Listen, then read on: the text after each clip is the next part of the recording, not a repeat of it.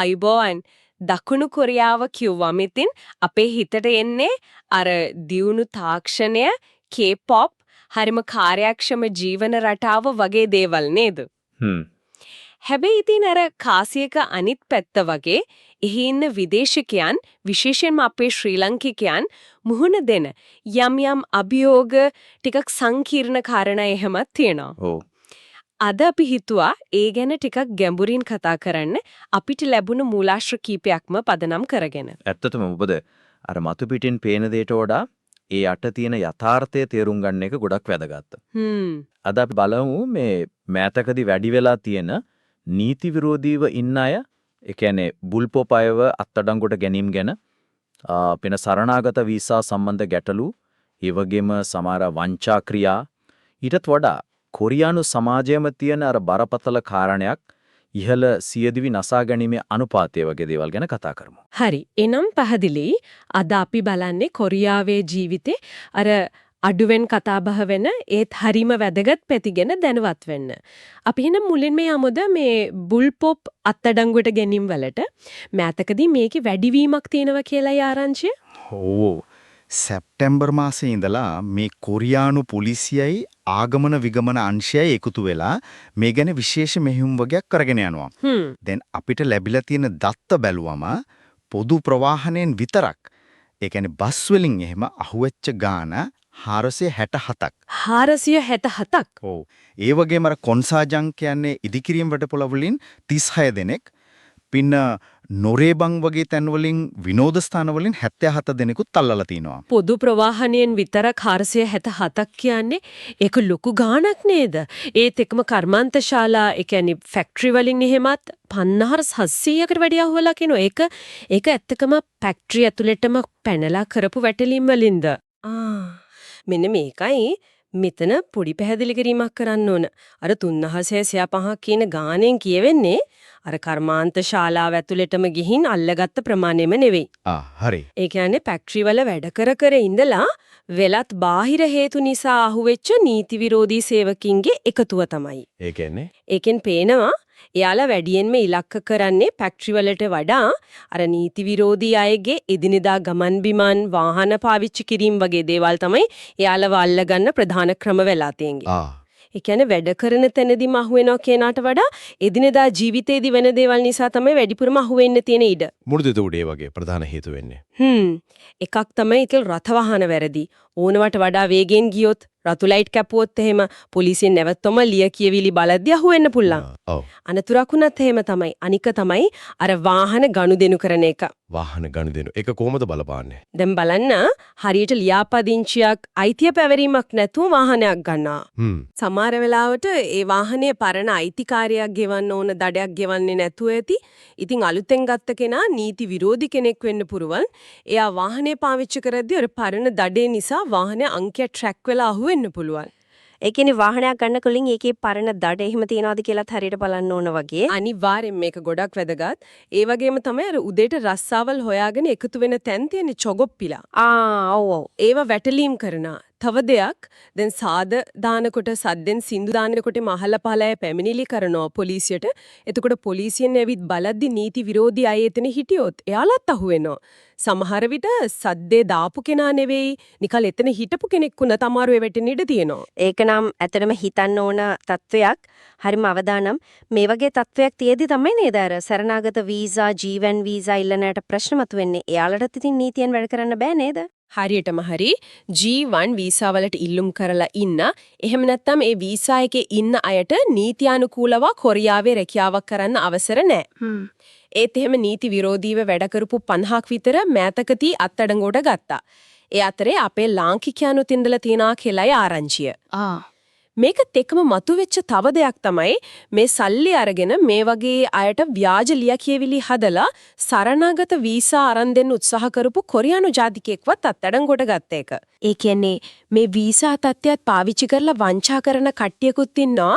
විදේශිකයන් විදිහට මේ ගැනත් ගොඩක් කල්පනාවෙන් ඉන්න වෙනවා වගේ. අනිවාර්යයෙන්ම නීති අනුකූල පාරෙන් පිටපැනලා කෙටි ක්‍රම හොයන්න ගියොත් වෙන්නේ Tamanම තවත් අමාරුවක දාගන්න එක. ඒ නිසා අර වගේ වංචනිකයන්ට අහු වෙන්න එපා කියන එක තමයි මං හිතන්නේ වැදගත්ම පණිවිඩය. මේ නීතිමය කාරණාවට අවතරව විදේශිකයන්වම ඉලක්ක කරගෙන වෙනස් විදිහේ ක්‍රියාකාරකම් ගැනත් යම් තොරතුරු වාර්තා වුණා නේද? අර විශේෂයෙන්ම සිවිල් පුද්ගලයෙක් සමාජ මාධ්‍යවල ටිකක් ප්‍රසිද්ධ කෙනෙක් විදේශිකයල්ව පාරේ නවත්වලා හැඳුනුම්පත් බලන්න ගිය සිද්ධියක් ගැන. ඔව් ඒට ඇත්තටම යම් කනස්සල්ලක් ඇති කරපු සිදුවීමක් තමයි. මොකද යම් සංවිධානයකට සම්බන්ධ අර YouTube TikTok වගේ ඒවේ දන්න කියන කොරියානු ජාතිකයෙක් එයා හිතන විදිහට නීති විරෝධී විදේශිකයන් කියලා සැකහිතන අයව හොයලා පොලිසියට දන්වන්න වගේ වැඩපිළිවෙලක් කරගෙන ගියා. හැබැයි ඉතින් ප්‍රශ්නේ උනේ එයා පොලිස් නිලධාරියෙක් ඒව නෙවෙයිනේ. ඉතින් එයාට නීත්‍යානුකූලව පාරේ යන කෙනෙක්ව නවත්තලා හැඳුනුම්පතක් ඉල්ලන්න කිසිම බලයක් නැහැ. එතකොට මේ පුද්ගලයා කරලා තියෙන්නේ නීති විරෝධී දෙයක්. කාටද එතකොට නීතියෙන් හැඳුනුම්පත් ඉල්ලන්න පුළුවන්කම තියෙන්නේ?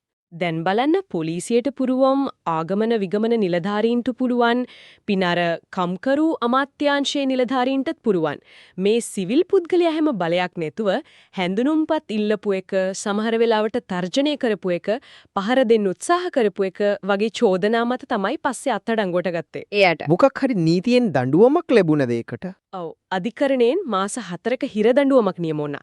හැබැයි ඉතින් පළවෙනි වරද නිසා වෙන්නේ නැති ඒ දඬුවම අවුරුද්දක් හරි දෙකක් හරි කාලයකට අත්හිටවල තේින්දේ. ඒ කියන්නේ අර අත්හිටවපු කාලය ඇතුළත ආයෙත් ඒ වගේ වරදක් කළොත් තමයි හිරට යන්න වෙන්නේ. යම් ලිහිල් බවක් තියෙනවා ඒත් කරපු දේ බරපතලයි. එතකොට මේ වගේ තත්වයක් ආවොත් සාමාන්‍ය විදේශියෙක් මොකද කරන්න ඕන? කවුරු හරි වම සිවිල් ඇඳුමෙන් නැවිත් ID එක ඉල්ලුවොත් වැදගත්ම දේ තමයි නිල ඇඳුමක් නැති තමන් නිලධාරියෙක් කියලා ඔප්පු කරන්න සාක්ෂියක් නැති කෙනෙක් ID එක ඉල්ලුවොත් ඒක දෙන්න කිසිම අවශ්‍යතාවයක් නැහැ. හරි. අනික මතක තියාගන්න ඕන පොලිස් හරි ආගමන විගමන හරි නිලධාරීන් බොහෝ වෙලාවට තනියම එන්නේ නැහැ. එයාලා එන්නේ කණ්ඩායමක් විදිහට. ඒකත් වැදගත්. සැකයක් තියෙනවා නම් මොකද කරන්නේ? කවුරු හරි ඇවිත් හැසිරෙන විදිහ සැකසහිතයි නම් මුලින්ම ඒ කෙනාගෙන්ම එයාගේ හැඳුනුම්පත ඉල්ලන්න පුරුවන් කවුද කියලා අහන්න. විශ්වාසයක් නැත්නම් පැහැදිලිව කියන්න තමන්ගේ ID එක දෙන්න බෑ කියලා. ඒකම වහම පොලිසියට කතා කරන්න 112ට. 112. කොරියාවේ පොලිස් ප්‍රතිචාරය හරිම වේගවත්. විනාඩි 10ක් යන්න කලින් එනවා. පුළුවන් නම් මේ සිදුවීම ෆෝන් එකෙන් රෙකෝඩ් කරගන්න CCTV කැමරා තියෙන තැනක ඉඳන් කතා කරන එකත් හොඳයි. ඒ ටික නම් ගොඩක් වටිනවා. මේ වගේ තර්ජන බලපෑම් වලට අමතරව විදේශිකයන්ට තියෙන තව ලොකු ප්‍රශ්නයක් තමයි මේ මූල්‍ය වංචා. විශේෂයෙන්ම මේ දවස්වල අර බොයිස් ෆිෂින් ඒ කියන්නේ හඬ මාර්ගයෙන් කරන වංචා ගැන ලොකුවට කතා වෙනවා නේද? කොරියානුවන් නම් දැන් දැනවත් නිසා දැන් වැඩිපුරම ඉලක්ක වෙන්නේ විදේශිකයෝ කියලා කියන්නේ. ඔව් ඒකත් දැන් ගොඩක් පැතිරිගෙන යන අවධානය යොමු කරන්න ඕන දෙයක්. මොකද කොරියානු ජාතිකයන් මේ වගේ ඒවා ගැන දැන් ගොඩක් වෙලාවට දන්නවා. ඉතින් අර වංචාකාරයෝ දැන් විදේශිකයන්ව ඉලක්ක කරගෙන තමයි මේ වැඩේ කරන්නේ. කොහොමද මේක වෙන්නේ? මොන වගේ කතාවක්ද කියන්නේ කෙනෙක්ව රවට්ට ගන්න? දැන් එයාලා කතා කරන්නේ හරියට ආගමන විගමන කාර්යාලයෙන් වගේ. සමහර වෙලාවට අර 69 පටන් ගන්න නම්බර් වගේ වෙනස් අංක වලින් තමයි කෝල් එක එන්නේ. පුදුමම දේ තමයි එයාලා ඔයාගේ සම්පූර්ණ නම, වීසා නම්බර් එක, සමහර වෙලාවට પાස්පෝර්ට් නම්බර් එක පවා හරියටම දන්නවා. එතකොට ඉතින් ලේසියෙන්ම විශ්වාස කරනව නේද? තමන්ගේ විස්තර දන්න කෙනෙක් ආගමන විගමනයකින් කතා කරනවා කිව්වම ඊට පස්සේ මොකක්ද එයාලා කියන්නේ? එයාලා කියනවා ඔබතුමාගේ પાස්පෝර්ට් කොපියක් හරි හැඳුනුම්පතක් හරි නීති විරෝධී වැඩකට වෙන කෙනෙක් සමහර විට වෙන බුල්පොප් කෙනෙක් පාවිච්චි කරලා අහුවෙලා තියෙනවා. ඒ නිසා ඔබතුමාගේ බැංකු ගිණුම හරි තොරතුරු හරි දැම්ම තහවුරු කරන්න ඕනේ නැත්නම් අවලංගු කරන්න වෙනවා වගේ කතාවක්. හරිම ආචාරශීලීව ඔබතුමා එහෙම කියලා තමයි කතා කරන්නේ. දෙයියන්නේ අහුවෙන කෙනා එලකට මොකද කරන්න ඕනේ කියන්නේ? කොහොමද සල්ලි ටික ගන්නෙ? අන්න එතන තමයි උගුල. එයාලා කියනවා තොරතුරු තහවුරු කරන්න කියලා මොකක් හරි වෙබ් ලින්ක් එකක් එවන්න මේකට යන්න කියලා නැත්නම් ඇප් එකක් ෆෝන් එකට දාගන්න කියනවා. අර ලින්ක් එක ක්ලික් කරොත් හරි ඇප් එක දාලා විස්තර දුන්නත් හරි එතනින් එහාට ඔයාගේ ෆෝන් එකේ පාලනය, ඔයාගේ ගිණුම් වල පාලනය ඒ ඔක්කොම අර වංචාකාරයෝ අතට යනවා. ඊට පස්සේ ඉතින් ගිණුම් වලින් සල්ලි අතුරුදහන් වෙන එක තමයි වෙන්නේ. මේක හරිම භයානකයිනේ. ඔව්. අනික මේ වංචා මෙහෙවන කට්ටිය ගොඩක් වෙලාවට ඉන්නේ පිලිපීනය, චීනය වගේ රටවලලු. ඉතින් එයාලව නීති ඉස්සරහට ගෙන එකත් ලේසි නෑ ඒ නිසා. වැදගත්ම දේ තමයි මේක හැමෝම මතක තියාගන්න එක. ආගමන විගමන කාර්යාලය හරි වෙන කිසිම රජයේ ආයතනයක් හරි කවදාවත් ෆෝන් එකකින් කතා කරලා ඔයාගේ PIN නම්බර්, බැංකු ගිණුම් විස්තර, පාස්වර්ඩ් වගේ පෞද්ගලික දේවල් අහන්නේ නෑ. ඒක තමයි වැදගත්ම කාරණේ. එතකොට එහෙම කෝල් එකක් ආවොත් මොනම හේතුවක් නිසාවත් ඒ තොරතුරු දෙන්න එපා. ආයතනයකට ආව සම්බන්ධ කරගන්නම ඕනේ නම් එයාලා බොහෝ විට කරන්නේ SMS එකක් එවලා කාර්යාලයට එන්න කියන එක. එහෙම නැත්නම් ෆෝන් එකෙන් ওই වගේ සංවේදී දේවල් අහන්නේ නෑ. හරි. ඒ වගේ කෝල් එකක් ආවොත් ඒක 100ක්ම වංචාවක් වෙන්න පුළුවන් කියලා හිතාගන්න හොඳම දේ තමයි කෝල් එක කට් කරලා දාන්න එක. හරිම පැහැදිලි. ස්තුතියි ඒ ගැන කිව්වට දැන් අපි මේ කතා කරපු හැම දෙයක්ම මේ නීතිමය ගැටලු වංචා මේ හැම දෙයක්ම තියෙන එක පැත්තකින්. අනිත් පැත්තෙන් අපි දකිනවා කොරියාව කියන්නේ අර තාක්ෂණයෙන් යටිතල පහසුකම් වලින් සේවාවල කාර්යක්ෂමතාවෙන්ම ගොඩක් ඉහළ රටක්නේ. රජයේ ඔෆිස් එකට ගියත් වැඩක් කරගන්න තියෙන වේගය, රැක උනත් තනියම බයක් නැතුව පාරේ බැහැලා යන්න පුරවන ආරක්ෂාව මේ වගේ දේවල් නිසා තමයි ගොඩක් අය හිත ආකර්ෂණය වෙන්නේ. ඒක ඇත්ත. යුරෝපයේ සමහර රටවල් එක්ක සංසන්දනය කරද්දිත් කොරියාවේ සේවාවල වේගයේ කාර්යක්ෂමතාවය හරිම ඉහළයි.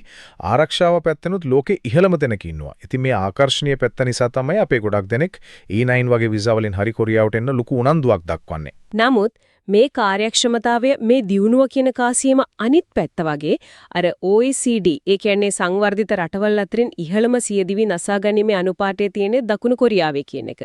ඒක ඇත්තටම කම්පනයක් ඇති කරන කාරණයක් නේද? ඒක තමයි මේ දීප්තිමත් චිත්‍රයේ තියෙන අඳුරම පැත්ත කිව්වොත් හරි. සංඛ්‍යා ලේඛනවලට අනුව දවසකට සාමාන්‍යයෙන් 40ක් විතර 40ක් දකුණු කොරියාවේ සියදිවි නසා ගන්නවා.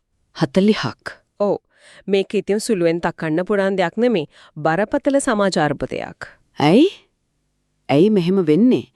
මේ තරම් භෞතික දියුණුවක් තියෙන මෙච්චර පහසුකම් තියෙන සමාජයක මිනිස්සු ඇයි මෙහෙම තීරණ ගන්න පෙළඹෙන්නේ? අපේ මූලාශ්‍රවල මේකට හේතු විදියට මොනවද කියවෙන්නේ?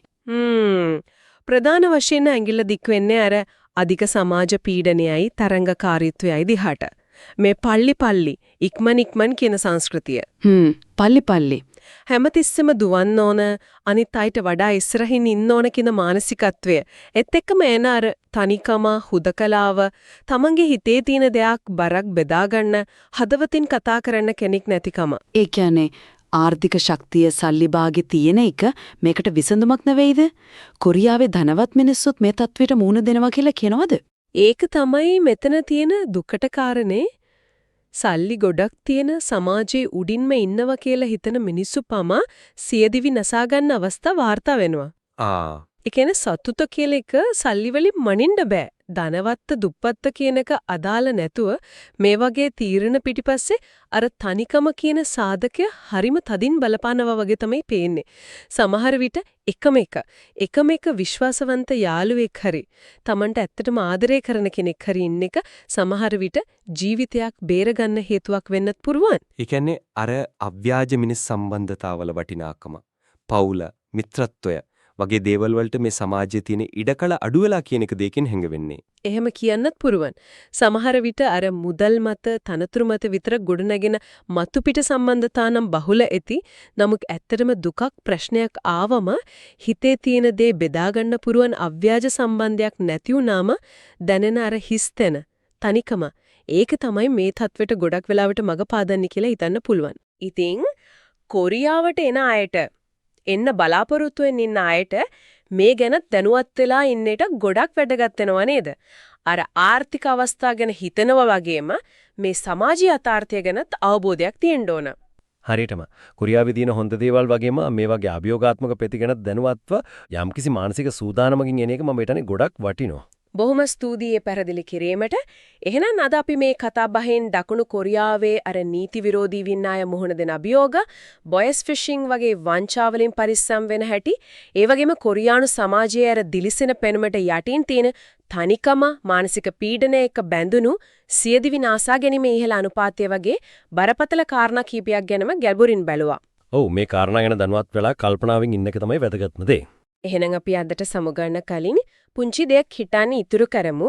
ආර්ථික හා තාක්ෂණික දියුණුවෙන් මෙච්චර ඉහළට ගිය හරිම කාර්යක්ෂම විදිහට වැඩ කරනවා වගේ පේන සමාජයක් වුණත් දකුණු කොරියාව ඇතුලේ ඇයි මේ මිනිස් සම්බන්ධතාවල උණුසුම, මානසික සුවතාවය කියන දේවල් මෙච්චර අභියෝගයට ලක් වෙලා තියෙන්නේ? සැබෑ දියුණුව කියන්නේ ආර්ථික දර්ශකවල ඉලක්කම් විතරක්මද? නැත්නම් ඒ සමාජයේ ජීවත් වෙන මිනිස්සුන්ගේ හිතේ සතුට, මානසික නිරෝගී බවත් ඒ දියුණුවේ අනිවාර්ය අංගයක් වෙන්න ඕනේ නේද? ඒක ඇත්තටම ගැඹුරින් හිතන්න වටින කාරණයක්. අදත් මේ වැදගත් කතාබහට එකතු වුණ ඔබ සැමට බොහෝම ස්තුතියි. තවත් මේ වගේම මාතෘකාවක් සමගින් අපි නැවත හමු වෙමු. ඔබට ජය.